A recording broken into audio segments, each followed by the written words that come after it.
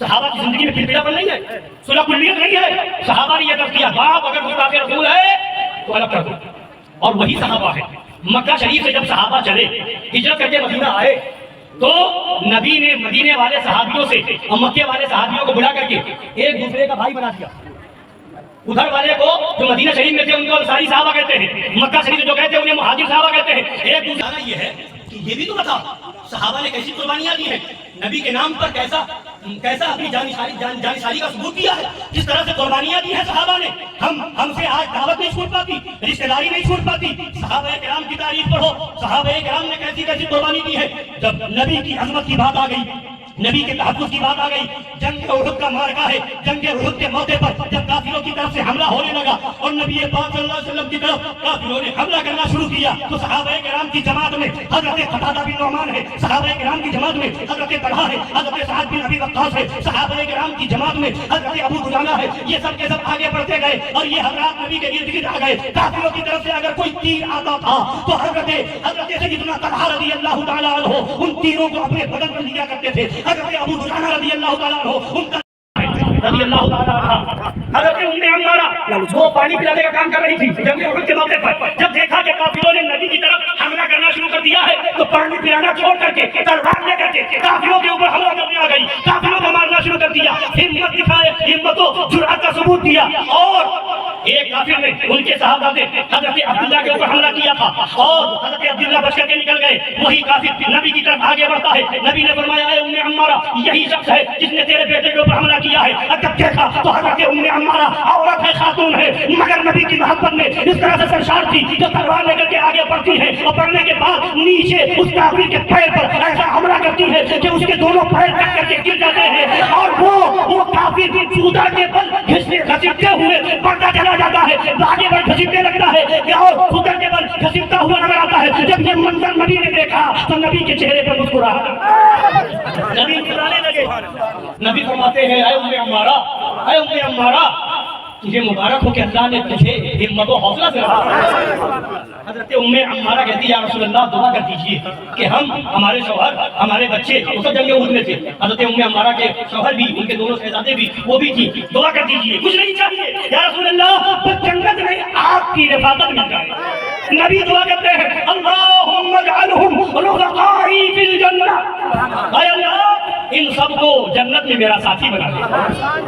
یہ نبی کے صحابہ کی جانشاری، نبی کی صحابیات کی جانشاری. اور ایک صحابیہ انصاری صحابی وہ بھی تھی کہ ان کے شوہر بھی شہید ہو گئے، ان کے بھائی بھی شہید ہو گئے، ان کے والد بھی شہید ہو گئے. اب جب یہ خبر کافروں کی طرف سے اڑائی گئی کہ نبی بھی شہید ہو گئے ہیں تو وہ صحابیہ، وہ انصاری صحابی خاتون وہ جنگ کے میدان میں آ گئی، پوچھنے لگی نبی کیسے ہیں، نبی کیسے ہیں، نبی کیسے ہیں. کسی نے کہا تمہارے شوہر شہید ہو گئے، وہ پوچھتی ہے نبی کیسے ہیں. کسی نے کہا تمہارے بھائی شہید ہو گئے، وہ کہتی ہے نبی کیسے ہیں. کسی نے کہا تمہارے والد شہید ہو گئے، وہ پوچھتی ہے نبی کیسے ہیں. جب کسی نے کہا کہ نبی سلامت ہے تو وہ بے ساختہ جو زبان سے کہتی ہے. کسی شاعر نے کہا تسلی ہے پناہ بے کسا زندہ سلامت ہے، کوئی پرواہ نہیں سارا جہاں زندہ.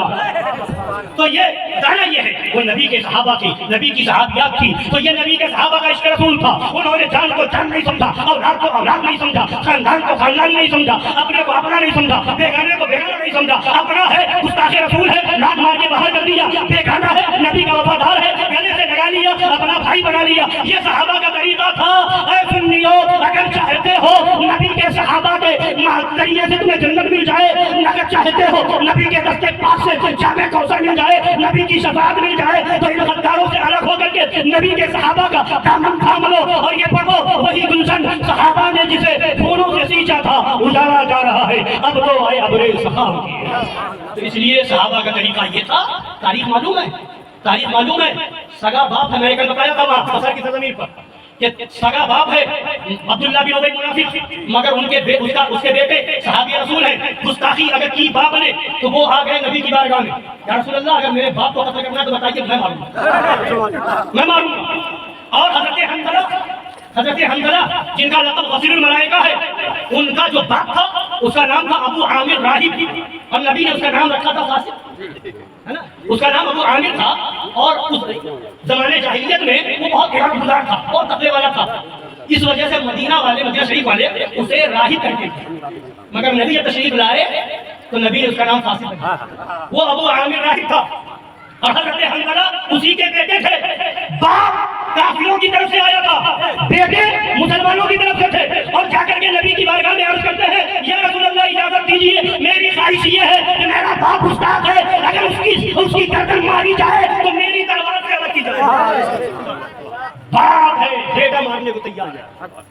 یہ صحابہ کی زندگی بتا رہا ہوں، صحابہ کی زندگی میں پھرپھرا پن نہیں ہے، صلح کلیت نہیں ہے۔ صحابہ نے یہ درس دیا باپ اگر گستاخ رسول ہے تو الگ کر دو۔ اور وہی صحابہ ہے مکہ شریف سے جب صحابہ چلے ہجرت کر کے مدینہ آئے تو نبی نے مدینے والے صحابیوں سے اور مکے والے صحابیوں کو بلا کر کے ایک دوسرے کا بھائی بنا دیا۔ ادھر والے کو جو مدینہ شریف میں تھے ان کو انصاری صحابہ کہتے ہیں، مکہ شریف جو کہتے ہیں انہیں مہاجر صحابہ کہتے ہیں۔ ایک دوسرے کا بھائی بنایا، تو تم فلاں کے بھائی، تم فلاں کے بھائی، تم فلاں کے بھائی، اور ایسا بھائی بنا دیا، ایسا بھائی بنا دیا کہ ان صحابہ نے جب نبی نے بھائی بنا دیا، سگے بھائی نہیں تھے، ایک باپ کی اولاد نہیں تھے، ایک ماں کی اولاد نہیں تھے، مگر جب نبی نے کہہ دیا یہ تم تو اپنے گھر لے گئے اور جا کر کے کہا یہ میرا گھر ہے، اس میں آدھا آپ کا آدھا میرا، یہ میری جائیداد ہے، آدھا حصہ آپ کا آدھا میرا۔ یہاں تک کہ ایک صحابی ایسے بھی تھے کہ وہ لوگ ان کی 2 بیویاں تھی، گھر گئے اور جا کر کے کہا میں اپنی بیوی ایک بیوی کو طلاق دیتا ہوں، آپ اسے سبحان اللہ سبحان دیجیے۔ یہ جانکاری بتانا کیا ہے؟ بتانا یہ ہے کہ گستاخ باپ ہے تو گردن مارنے کو تیار ہے، اور یہاں کوئی بظاہر رشتہ نہیں ہے، نبی کا وفادار ہے تو گھر میں بھی رشتہ، جائیداد میں بھی رشتہ، ہر طرح سے آپ کا حصہ ہے۔ نبی نے بھائی بنا دیا تو بھائی بن گئے۔ پتہ کیا چلا؟ اسلام میں خون کا رشتہ نہیں دیکھا جاتا، اسلام میں عشق رسول کا رشتہ دیکھا جاتا ہے۔ جو نبی کا ہے وہ ہمارا، جو نبی کا نہیں وہ ہمارا۔ تو آج آپ سے یہ نہیں کہا جاتا کہ تلوار لے کر کے آؤ، آج آپ سے یہ نہیں کہا جاتا کہ آپ تیر چلاؤ، آج آپ سے یہ نہیں کہا جاتا کہ بندوق چلاؤ، گولی چلاؤ، نہیں، صرف اتنا ہے نبی کے گستاخ سے الگ ہو جاؤ، دشمنان رسول سے الگ ہو جاؤ، نبی کی بے ادبی کرنے والوں سے الگ ہو جاؤ، ان کا ساتھ دینے والوں سے الگ ہو جاؤ، مندروں کیا نام ہے معاذ اللہ مزارات اولیاء کو گردواروں کی طرح بتانے والوں سے الگ ہو جاؤ، نبی کے صحابہ کو زانی اور بے بس خطاوار لکھنے والے تطہیر اور اس کے حمایتیوں سے الگ ہو جاؤ، نبی کو بے بس لکھنے والوں سے الگ ہو جاؤ۔ اتنا تو کر سکتے ہو، اتنا بھی نہ کر سکو تو پھر مسلمان کہے کہ ہو؟ مسلمان تو وہ تھے جان دے دی اور جان دینے کے بعد کہا جان دی ہوئی اسی کی تھی، حق تو یہ ہے کہ حق ادا نہ ہوا، وہ جان دے دے اور اس کے بعد بھی رخ نہ کرے، خاندان کو چھوڑ دے پھر بھی رخ نہ کرے، وہ رشتے دار کو چھوڑ دے پھر بھی رخ نہ کرے، سب چھوڑ کر کے حبشہ سے وہ مکہ شریف آ جائے، ظالموں کا ظلم برداشت کرے، مگر کہے یا رسول اللہ بس ایک خواہش ہے کہ آپ کہہ دیں کہ تم ہمارے ہو۔ حضرت گرامی حضرت صہیب روم چھوڑ کر کے نبی کی بارگاہ میں آ گئے، حضرت حبیب یمن چھوڑ کر کے نبی کی بارگاہ میں آ گئے، حضرت بلال حبشہ چھوڑ کر کے نبی کی بارگاہ میں آ گئے۔ یہ صحابہ ہے جنہوں نے اپنا وطن چھوڑ دیا، اور جب ہجرت کر کے جا رہے ہیں تو مکہ والے صحابی مکہ چھوڑ کر کے مدینہ شریف جا رہے ہیں، سب کچھ قربان ہے نبی کی محبت میں۔ اس لیے اے مسلمانوں ایک پیغام یاد رکھو، کسی مولوی کی تقریر کا نام دین نہیں ہے، کسی پیر کی بات کا نام دین نہیں ہے، دین نام ہے تو قرآن کا نام ہے، دین نام ہے تو حدیث کا نام ہے، دین نام ہے تو صحابہ کی زندگی کا نام ہے۔ لہذا کسی کو پیر بناؤ تو پہلے یہ دیکھو شریعت پر قائم ہے یا نہیں ہے، کسی مولوی کو بلاؤ تو پہلے یہ دیکھو صحابہ کے طریقے پر ہے یا نہیں ہے، اگر کسی مولوی کی تقریر کرانا ہے تو یہ دیکھو غلام حسین ہے یا نہیں ہے، یزیدیوں سے سمجھوتا تو نہیں کرتا، صلح کلیت کی بات تو نہیں کرتا، اگر حق بال ڈنڈے کی چوٹ پہ بولتا ہے تب تو واقعی وفادار رسول بھی ہے، وفادار صحابہ بھی ہے، وفادار اہل بیت بھی ہے۔